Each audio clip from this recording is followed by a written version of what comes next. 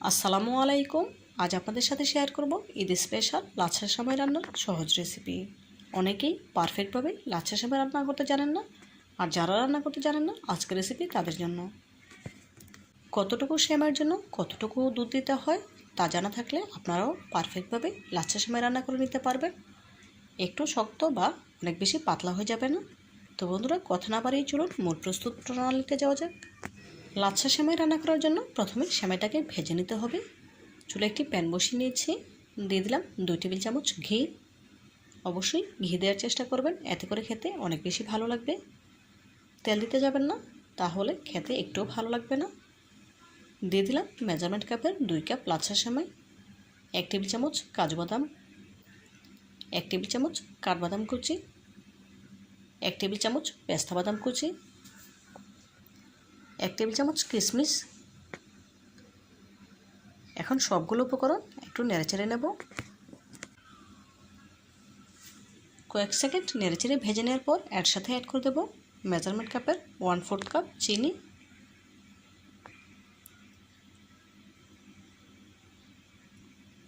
দেখুন একটু নেড়েচেড়ে নিয়েছি, এর সাথে অ্যাড করে দিচ্ছি 1/4 কাপ চিনি। গ্যাসের ফ্লেম লো হিটে রেখে সেমাইটা ভেজে নিতে হবে। হাই হিটে করে ভাজা যাবে না, এতে করে সেমাইটা পুড়ে যেতে পারে বা লালচে কালার হয়ে যেতে পারে, তখন আর খেতে ভালো লাগবে না। সেই জন্য শুরু থেকে শেষ পর্যন্ত লো হিটে রেখে সেমাইটাকে ভেজে নিতে হবে। তো বন্ধুরা, যারা ভিডিওটি ইউটিউব চ্যানেল থেকে দেখছেন প্লিজ ভিডিওটিতে লাইক দিয়ে চ্যানেলটি সাবস্ক্রাইব করে পাশে থাকা বেল বাটনও ক্লিক করে দেবেন, এবং যারা ফেসবুক পেজ থেকে দেখছেন প্লিজ লাইক দিয়ে পেজটিতে ফলো দিয়ে দেবেন, এতে করে আমি যখন কোনো নতুন রেসিপি আপলোড করবো সবার আগে আপনার কাছে পৌঁছে যাবে। এই কাজটি যারা অলরেডি করে নিয়েছেন আপনাদেরকে জানাই অসংখ্য ধন্যবাদ। 5-6 মিনিট সেমাইটা খুব ভালোভাবে ভেজে নিয়েছি। এখন এর সাথে অ্যাড করে দিচ্ছি 1/4 কাপ গুঁড়া দুধ। গুঁড়া দুধ দেওয়ার সাথে সাথেই গ্যাসের ফ্লেম অফ করে দিতে হবে। সেমাইয়ের গরমে গুঁড়া দুধ ভেজে নেওয়া হয়ে যাবে, কোনোভাবেই গ্যাসের ফ্লেম অন করা যাবে না, এতে করে গুঁড়া দুধ পড়ে গিয়ে সেমাইটা তিতে তিতে ভাব লাগতে পারে, তখন আর খেতে ভালো লাগবে না। দেখুন নেড়েচেড়ে খুব ভালোভাবে সেমাইয়ের সাথে দুধটা মিশিয়ে নিয়েছি। এখন এই সেমাইটা একটি সার্ভিং ডিশে ঢেলে নেব।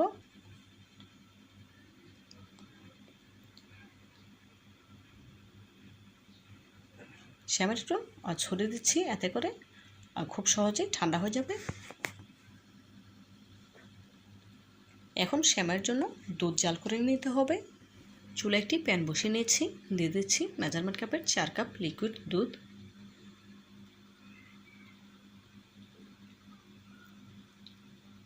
দেব মাঝারি সাইজের 1 টুকরো দারচিনি,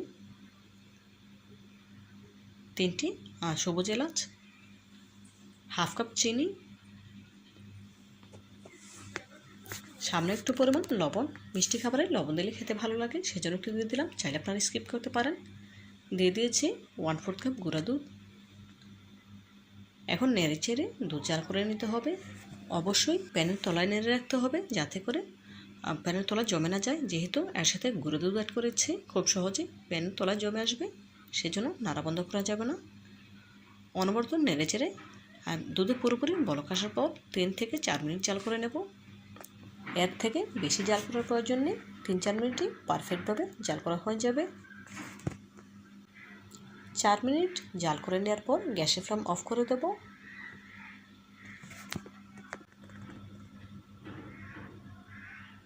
দেখুন এই পর্যায়ে গ্যাসের ফ্লেম অফ করে দিয়েছি। দুধের সাথে যে আস্ত মশলাগুলো দিয়েছিলাম সেগুলো এখন তুলে ফেলে দেব। বেশি সময় ধরে আস্ত মশলাগুলো দুধের সাথে রাখা যাবে না, এতে করে খেতে ভালো লাগবে না, সেজন্য তুলে ফেলে দিচ্ছি।